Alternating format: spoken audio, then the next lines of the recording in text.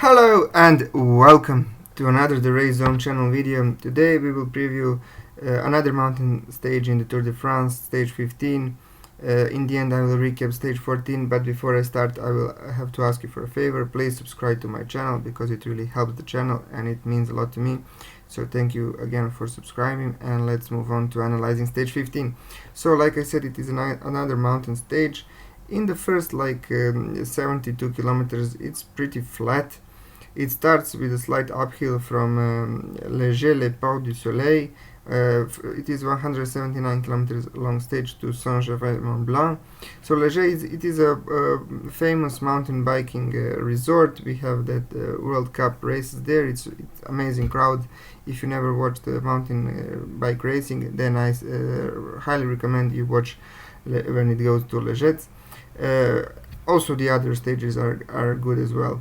So then we have a downhill to Cluse, then some flat terrain. So this is maybe a good opportunity for some climbers to go in a breakaway with their sprinters or rollers or whatever of a teammate. Then we have an uphill to Col de Fleury, but it's not a categorized climb. I don't know why, because it's probably like 9 kilometers and just 400 meters of elevation, but still it could have been at least maybe third category or fourth category climb. Never mind. Then another descent, some rolling terrain to the first intermediate sprint in Bluffy, and then we start climbing.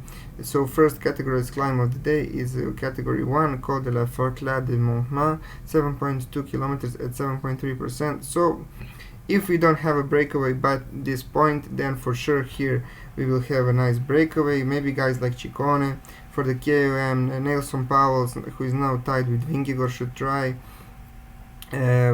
Also maybe Juanpe Lopez, Landa,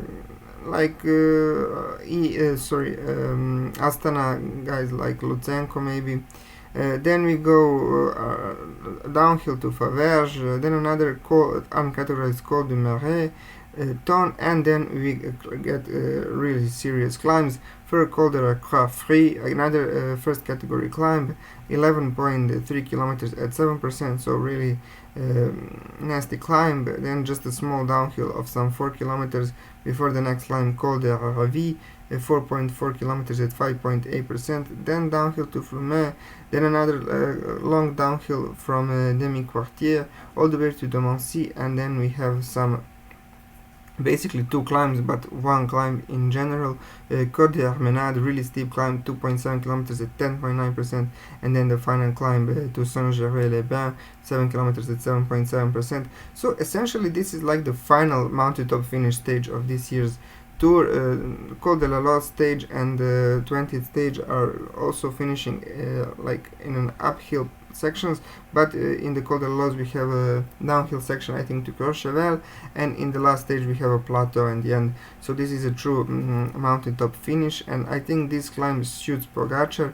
UAE, I don't know, will they try to control the breakaway? They tried 2 days ago in a much easier stage and they couldn't bring the break back.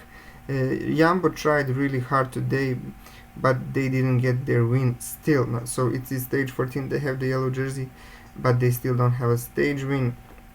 So will they try to bring the break back? I don't know, it will be really interesting. I think the breakaway might really succeed tomorrow. Maybe we'll have again Kwiatkowski, maybe Felix Gall will try. I'll talk about the favorites for the stage a bit later. Now let's look at the profile. So we go from Léger, like I said, all the way south to the climbs in the Alps, and we finish in Saint-Germain-Mont-Blanc. It is really nice.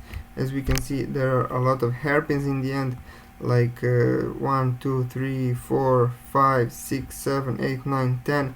So it is kind of like Alpe d'Huez stage, and then the finish line here in the mountain resort. It will be really interesting to see Pogacar and Vingegaard battle it out once again, but also in the breakaway, if they succeed, it will be a nice battle. The weather will be really nice, some 24-26 degrees, so probably no rain, and that is good. We will have a nice stage. We had a crash today, unfortunately a lot of guys abandoned. I will get to that a bit later. And let's just look at the final climb. So like I said, it's basically 2 climbs, but essentially 1. So first climb is really steep. Will we see attacks here? I doubt it, because probably there will be a lot of guys still in the main group, but it is possible to attack on the Côte d'Amérange. Really steep, 12.9% in the beginning, then 10.8 and 9% with the steepest ramp of 17% near the top. So great opportunity to attack. Then just more like 1 kilometer of downhill, then some 3% at the beginning of the final climb, then 8.8, 3.8, 3.8, 8.3, then 7.9, 7.1, 9 and 10 in the end. So again, really steep on those hairpins. I think this is a stage that suits Pogacar more than Vingegaard. UAE will attack for sure. It's now only 10 seconds in the GC, as we can see. So Vingegaard is leading. Rodriguez, after his stage win today, is just 4:43 behind. Jai Hindley, after his crash, he lost a bit of time, 4:44. Adam Yates at 5:20. So he's just like playing the second fiddle. He's not really a threat to Vingegaard anymore. Also, Kuss is now behind him. He moves quite a lot to 6th. Then Simon Yates, who also lost time. Pello Bilbao. Felix Gall going really strong now. I think tomorrow he must try to go in a breakaway. I know AG Douai, they are like obsessed with the GC in the Tour de France, like ever since Jean-Christophe Perrault, Romain Bardet, even Ben O'Connor last year. Now Felix Gall, they just go for the top 10. But I still think top 10 is possible, even if they go on the attack tomorrow. Godou is in 10th. He doesn't really look good. Pidcock lost a lot of time. Guillaume Martin, he moved a bit, but still some 4 minutes behind Gall. And let's be real, Gall is just a much better climber than Martin. Even if he like loses some time tomorrow, then he will easily overtake him. Buchmann, Pino, Landa, they essentially threw away the GC hopes. So I think Felix Gall will just like for sure he will finish in the top 10, but he should try and attack tomorrow.